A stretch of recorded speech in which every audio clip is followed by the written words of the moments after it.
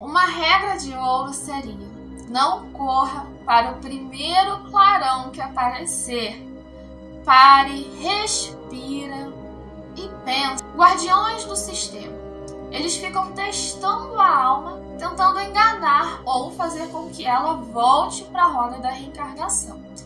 Por isso, tantas pessoas falam de ver luzes, vozes chamando, parentes aparecendo. Tudo isso pode ser um teatro astral para fazer você voltar. Mas o conhecimento é o que te libertará dessa roda de samsara.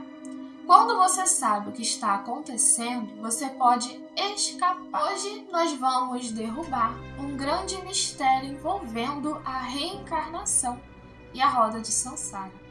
O que eu vou te mostrar hoje, pelo menos 97% da população nunca teve acesso.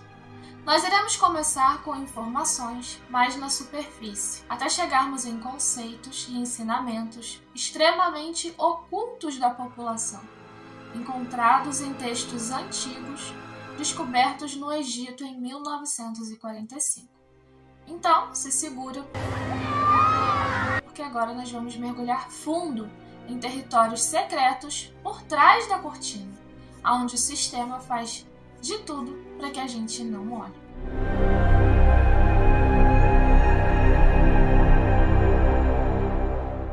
O que é a roda de samsara?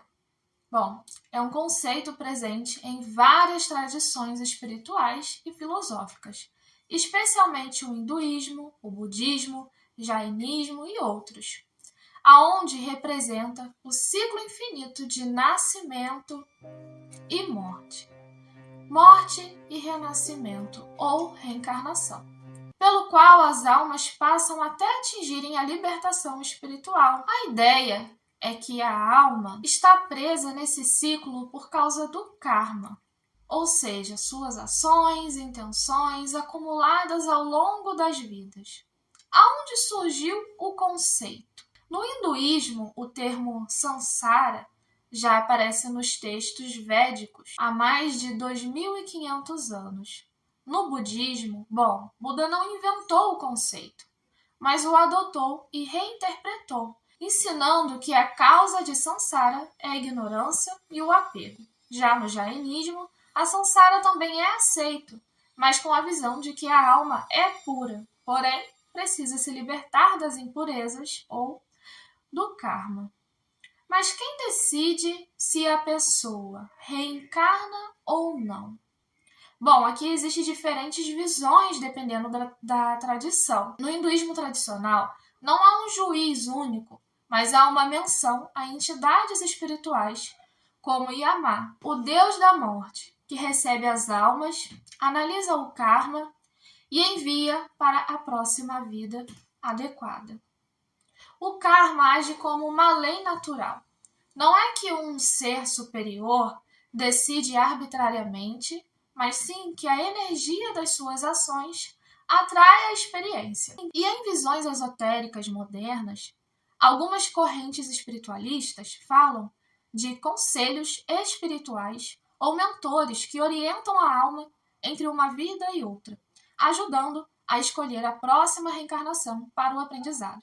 E por quais motivos uma pessoa precisaria reencarnar novamente? Bom, aqui vai uma pequena lista com alguns desses motivos. Primeiro, poderia ser dívidas kármicas, ações prejudiciais que precisam ser equilibradas. O segundo motivo poderia ser apego às coisas materiais ou emocionais, soltar esta vida. Terceiro, poderia ser desejos não realizados. Segundo o budismo, desejos fortes podem puxar a consciência para uma outra vida. E quarto, missões inacabadas, promessas ou aprendizados pendentes.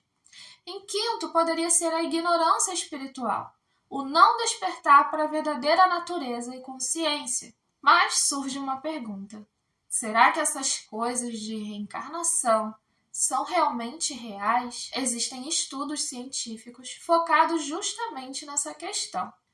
E entre vários temos um pesquisador americano nascido no Canadá, fundador e diretor da divisão de estudos da Faculdade de Medicina da Universidade de Virgínia.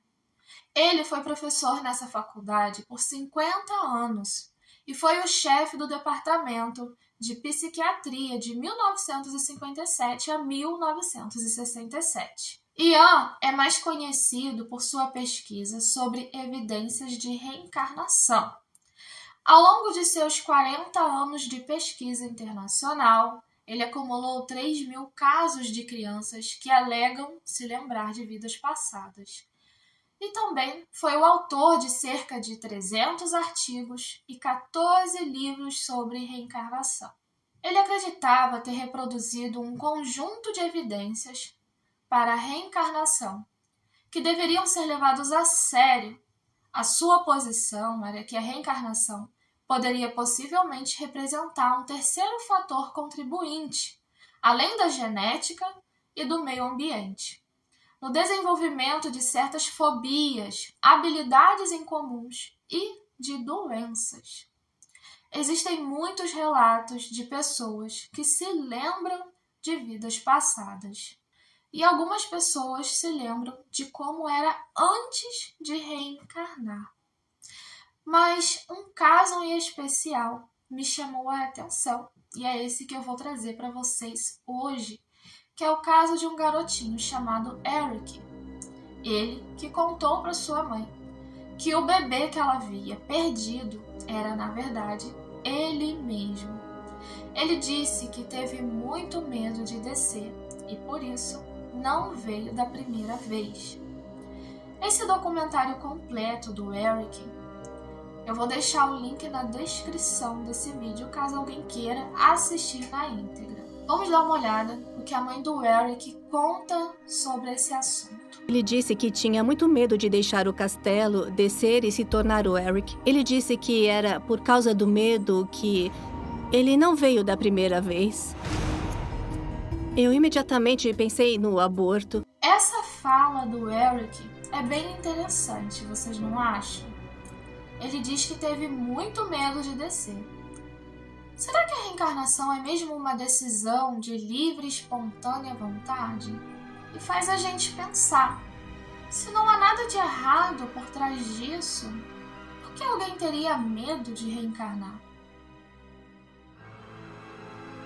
Se você estava achando que esse vídeo já estava perto de se concluir, saiba que é agora que nós vamos começar. Nesse momento, você terá acesso a informações sobre esse tema extremamente secretos e escondidos da população. Esses ensinamentos foram considerados perigosos demais para que a humanidade em comum tivesse acesso. O que eu vou te passar não é nada fofinho, muito pelo contrário. Se trata de um material que acredita-se ser a chave real para sair da Matrix e sair da roda de Sansara. Ensinamentos extraídos de textos que foram escondidos por séculos. Nós iremos falar sobre ensinamentos secretos gnósticos, especialmente os encontrados nos textos de Nag Hammadi. Ensinamentos esses descobertos no Egito em 1945. A roda de Sansara não é vista como um processo natural e amoroso de evolução espiritual, como no budismo, no hinduísmo. Eles descrevem isso como um mecanismo de aprisionamento de almas, criado e controlado por entidades que não são o Deus Supremo, mas sim os arcontes, servos do falso Deus Demiurgo. Segundo o gnosticismo, quando alguém parte para o outro lado, a alma é abordada por entidades que se apresentam como anjos de luz, ou seres de autoridades espirituais. Esses seres interrogam a alma, usam memórias e emoções para induzir a pessoa a aceitar a reencarnação. Muitas vezes, dizem que ela ainda não aprendeu tudo, ou precisa pagar dívidas kármicas. Na visão gnóstica, isso é uma armadilha mental, pois o verdadeiro Deus não mantém ninguém preso por dívidas eternas. Segundo textos gnósticos, quando partimos para o outro lado, a nossa alma passa por um caminho de estações. Guardiões do sistema. Eles ficam testando a alma, tentando enganar ou fazer com que ela volte para a roda da reencarnação. Por isso, tantas pessoas falam de ver luzes, vozes chamando, parentes aparecendo. Tudo isso pode ser um teatro astral para fazer você voltar. Mas o conhecimento é o que te libertará dessa roda de samsara. Quando você sabe o que está acontecendo, você pode escapar. Bom, segundo esses textos, quem decide se alguém deve reencarnar ou não? Os textos como o Hipóstase dos Arcontes e o Pistis Sophia, peço perdão se eu pronunciei errado, tá, gente? Não sei como se pronuncia. Nesses textos fica claro que não é o Deus Supremo quem decide.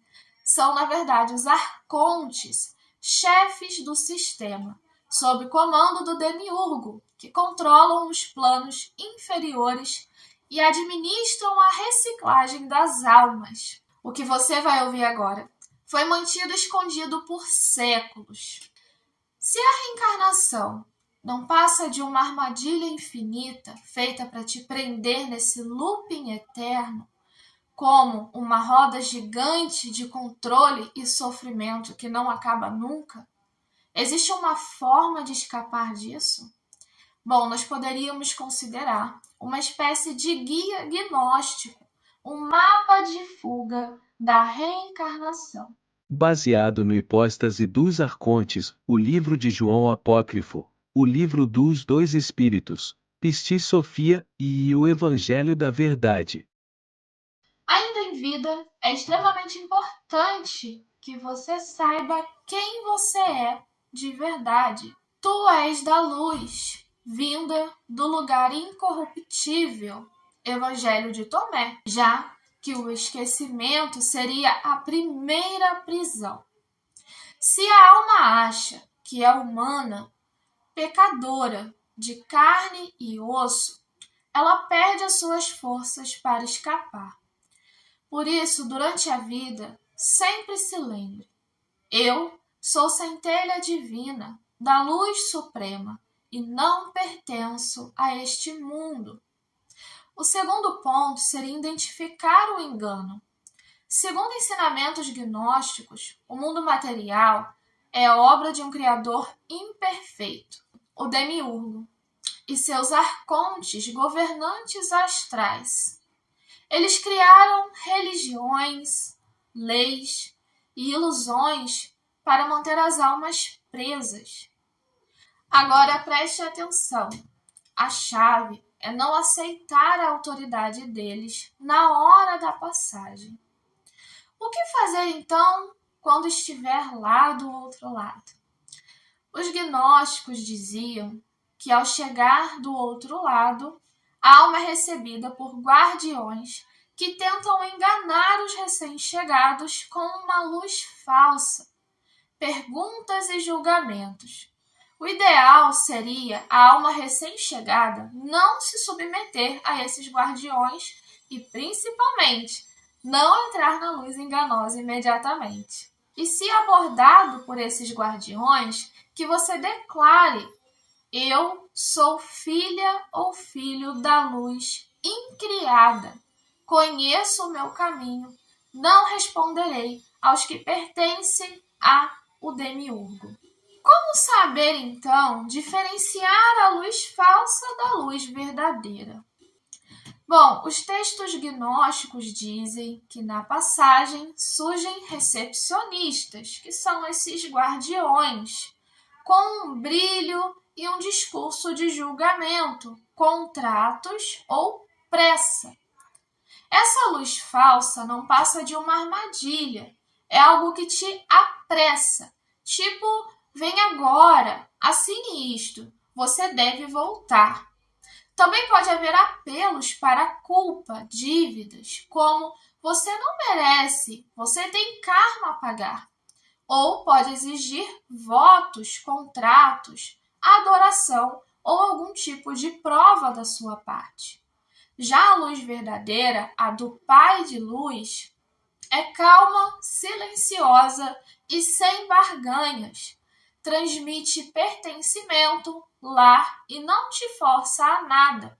Não impõe condições, apenas presença e liberdade. Uma regra de ouro seria: não corra para o primeiro clarão que aparecer. Pare, respira e pensa. Se houver cobrança, culpa ou pressa, simplesmente agradeça e se afaste. Evite contratos apressados. Se aparecer uma luz muito sedutora, com promessas de voltar rápido, resolver karmas, observe primeiro. A instrução gnóstica é discernir entre a luz falsa e a luz verdadeira, mas não acaba por aí. Não é assim tão simples como parece. Segundo esses escritos secretos, também existem camadas de testes. Cada planeta ou esfera simboliza uma barreira de energia do caminho da alma, controlado por um arconte, que não é literalmente o planeta físico, são camadas espirituais. Nós vamos começar pela primeira camada, que seria a Lua. Aqui ficam as ilusões da Terra e memórias da vida. E a resposta a esse teste seria: agradeço os vínculos de amor, mas o meu amor é na luz e não me prende. Sigo ao lugar incorruptível. O segundo teste seria na camada de Mercúrio, aonde trazem as dúvidas e confusões. E a resposta a esse teste seria: não debato com sombras. Conheço de onde vim e para onde vou. Selo de luz em mim, abra-te. Na terceira camada, nós vamos falar de Vênus, apegos e desejos. A resposta seria: o que é perfeito não negocia prazer. Recuso a adoração condicionada. Caminho à plenitude. E nessa quarta camada nós temos o Sol, que fala de ilusões de luz falsa. A resposta seria: não busco coroas, o conhecimento me libertou. Não me submeto a glórias deste firmamento. Passo. Na quinta camada nós temos Marte, aonde trata dos medos e agressividade. A resposta devida seria: a dívida foi apagada na luz. Nada tens em mim. Abra-te. Na sexta camada nós temos Júpiter, aonde fala de poder e controle. A resposta seria: não estou sobre tua lei. Minha lei é a luz que não acusa. Concede passagem. Na sétima nós temos Saturno, aonde fala do tempo e da prisão da roda da reencarnação. E a resposta a esse teste seria a seguinte: rompo toda a reivindicação de tempo e contrato. Não assino retorno, sou livre na luz incriada. Abre o portão. E na oitava camada nós iremos falar sobre o último véu. Sim, o silêncio interior e a expansão. Se perguntarem quem és, apenas responda: eu sou o que veio da luz e volto à plenitude sem forma. Peço a porta da quietude. Em cada uma dessas camadas há um guardião, lembrando que não há um mapa único. Este é um protocolo mínimo que condensa as respostas e selos. Mas vamos combinar que não é nada fácil lembrar de tudo isso, né? Eu mesma precisei anotar para poder trazer para vocês. Mas calma que existe uma espécie de selo ou senha que serve para abrir todos os portais. Eu podia ir direto para esse, mas aí vocês não ficariam sabendo de todas essas camadas e como elas funcionam. Agora eu vou passar para vocês uma espécie de chave mestra, que te permite passar por todas as camadas. Selos e defesas nos manuais Pistis Sophia e livros do Léo. Jesus confere aos seus discípulos selos, sinais e nomes para proteção e passagem. São fórmulas de reconhecimento que o sistema não pode violar. Digamos que você precisa colocar a sua mão direita ao coração e declarar: eu selo meu coração na luz viva, recebo o selo do vivente. Eu sou filha do Pai pré-existente, subo por seu nome. A função dessa ação estabiliza e marca a alma como pertencente à luz. A observação importante é que os códices não dão uma senha universal única. Os nomes ou selos variam de acordo com livros ou escritos. O ponto recorrente é se lembrar da sua origem, ou seja, a luz pré-existente. Não consentir com contratos ou medos.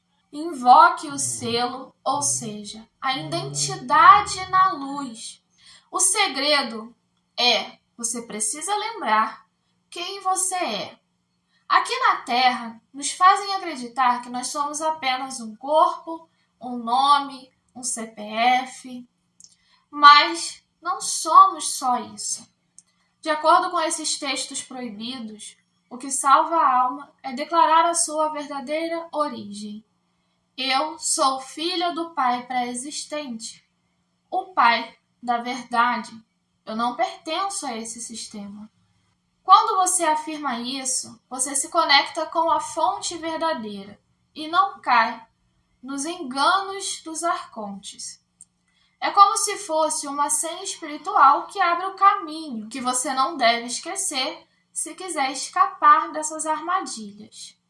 Bom, resumindo agora um pouco do que a gente aprendeu. Primeiro, nunca seguir vozes ou luzes sem questionar. Declarar sempre: eu sou filha do Pai da verdade, eu não pertenço a este mundo. Terceiro, rejeitar contratos, promessas ou convites estranhos no astral.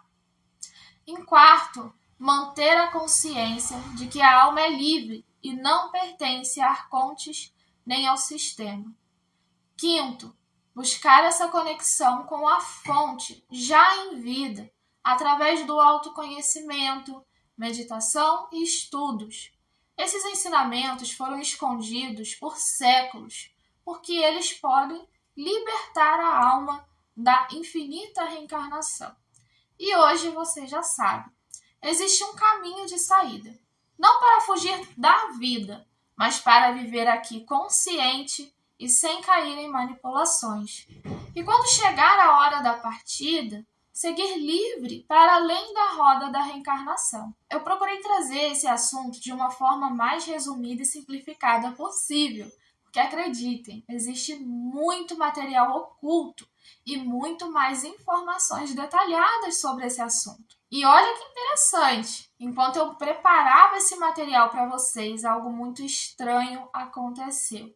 Eu ousaria dizer até mesmo sobrenatural. Enquanto eu fazia as minhas anotações e resumos do que eu ia trazer para vocês, quando eu estava quase acabando, após 5 horas de escrita, o aplicativo que eu estava fazendo as anotações simplesmente apagou tudo. Assim, do nada mesmo. 5 horas de anotações desapareceram. Eu tentei de todas as formas de recuperar, mas não adiantou, foi tudo perdido. O jeito foi começar do zero novamente.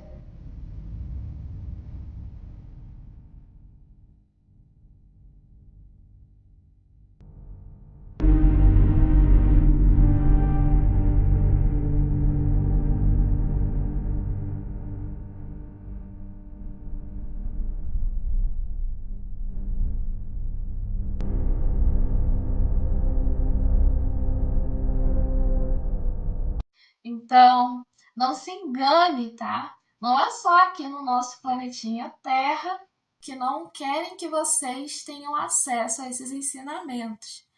O que eu posso dizer a vocês é que eu não irei parar, não pretendo parar por aqui.